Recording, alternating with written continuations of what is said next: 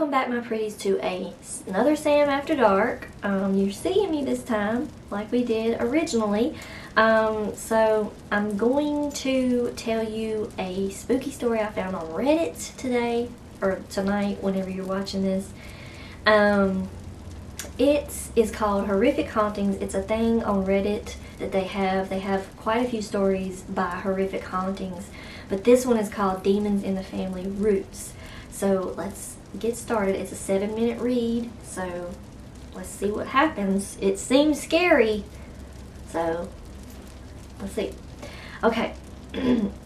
Damodar, an extremely intelligent and friendly 10-year-old boy, was adopted by Mr. and Mrs. Ketkar just after his 4th birthday in May of 1923.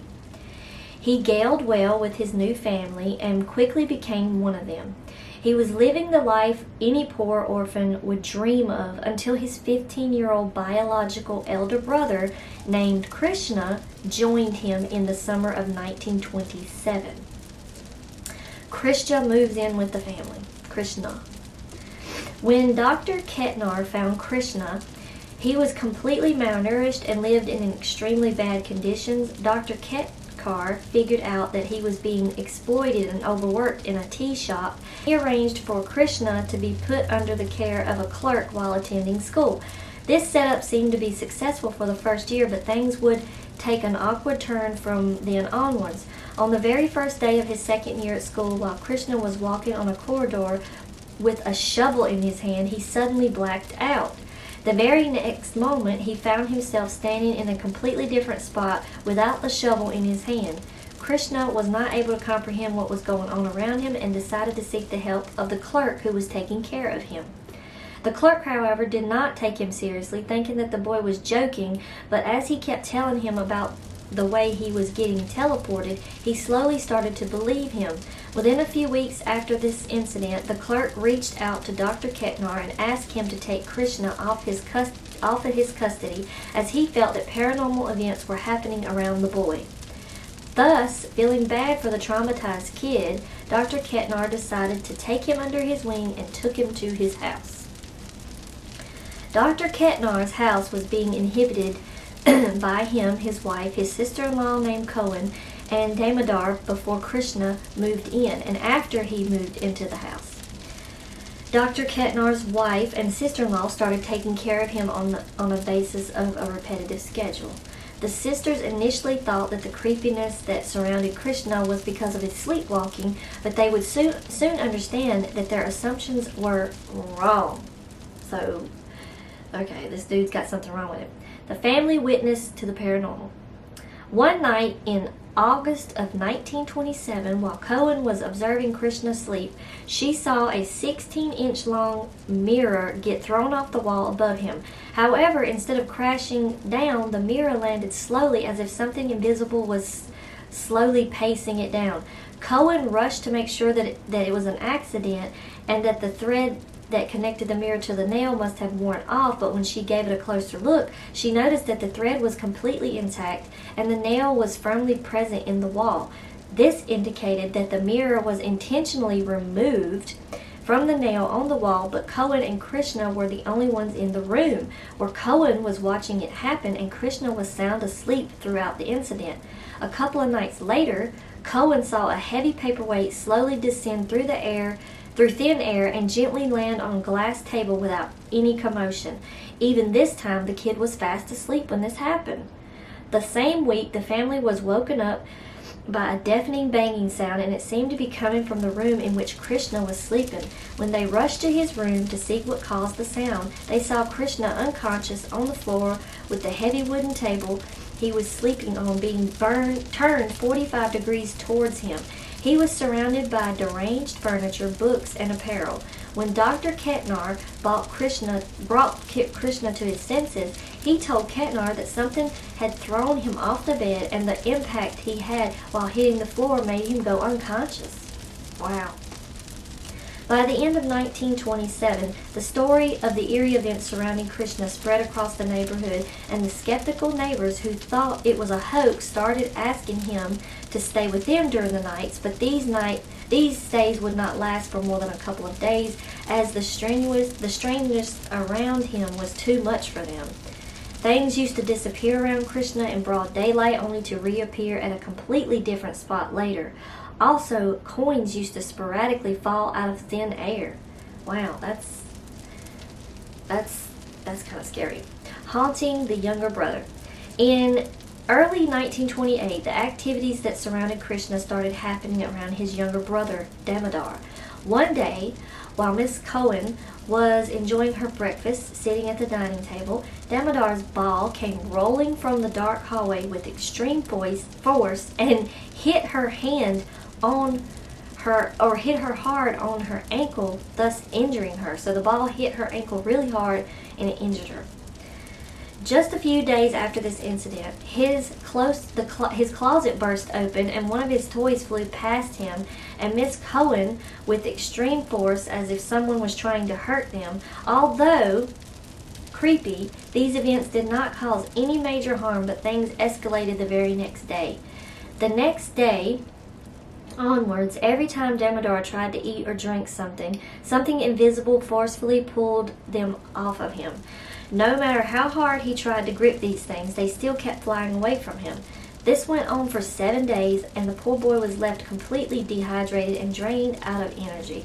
Also, he was chased by something that threw his own toys at him with great force, and it appeared as if this invisible entity was hell-bent on harming him. Oh yeah, it's a demon. An uncanny origin. Trying to find a solution, Dr. Ketnar dug deep into the brothers' origins. His research told that losing their life to an unknown entity was not new to the brothers' family. Damodar's mother used to see phantoms and experience extreme paranormal activities around her. This led her deep into depression. She ended up unaliving herself by lighting herself on fire.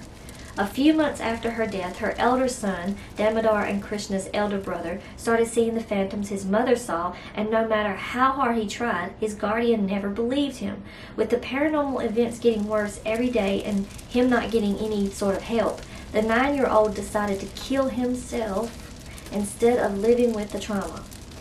Ever since then, Krishna inherited the demons from his family's roots and started having sporadic, unexplainable events, which became a constant after his first teleportation experience. Strangely, with his brother still alive, the obscure entity started to traumatize Damodar. And that's scary. From bad to worse. On August 12, 1928, Miss Ketnar saw the entities that were haunting her adopted sons for the first time. She was woken up in the middle of the night by extensive whispers, and the moment she opened her eyes, she saw 2 huge shadowy figures staring right at her with their emotionless faces. These figures disappeared into thin air, making a few nonsensical whispers. From the next day onward, Damodar started seeing these figures follow him from the moment he opened his eyes till he closed his eyes. He said these figures had terrifying faces and whispered terrible things in his ears.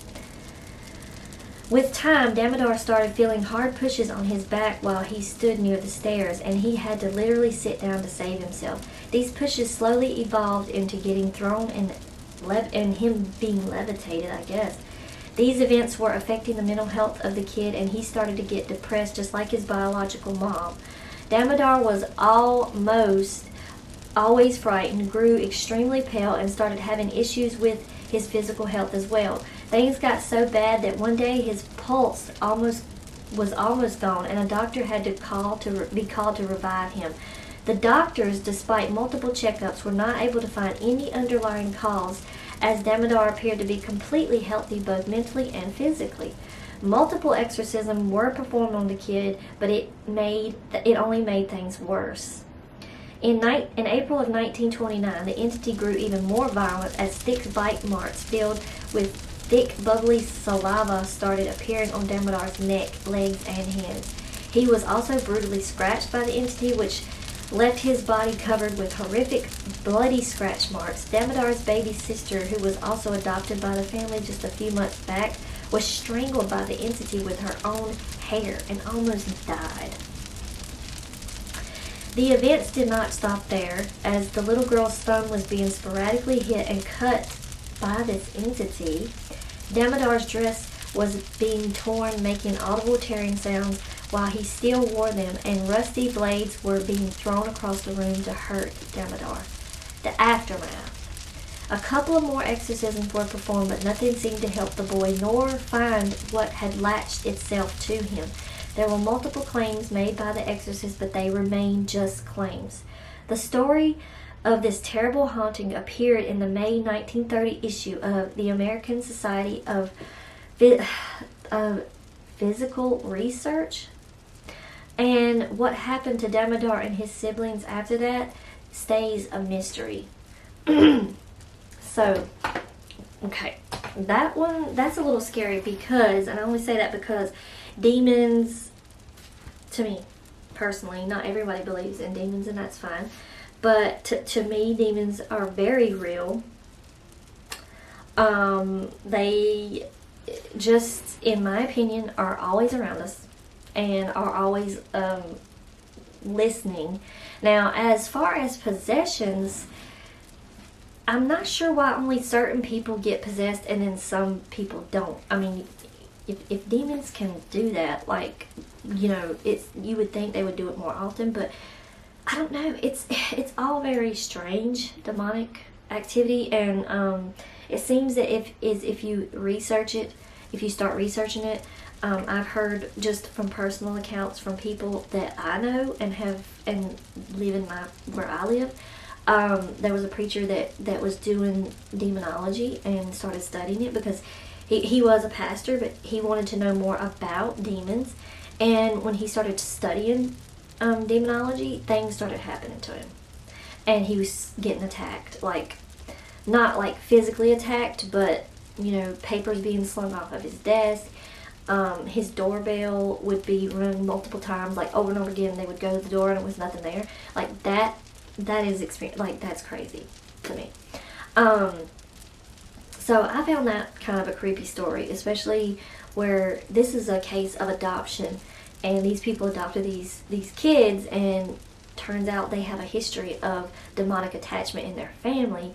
So that's kind of creepy. So if you have any adopted kids, you might want to, or if you're thinking about adopting, you might want to check on that family history.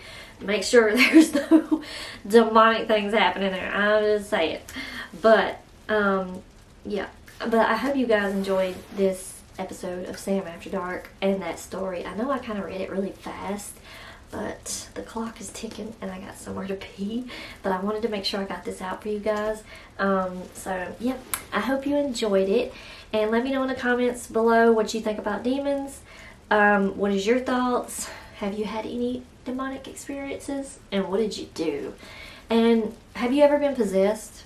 And I don't know, did you get exercised? Like, let me know in the comments below. I just like hearing people's thoughts about all this stuff.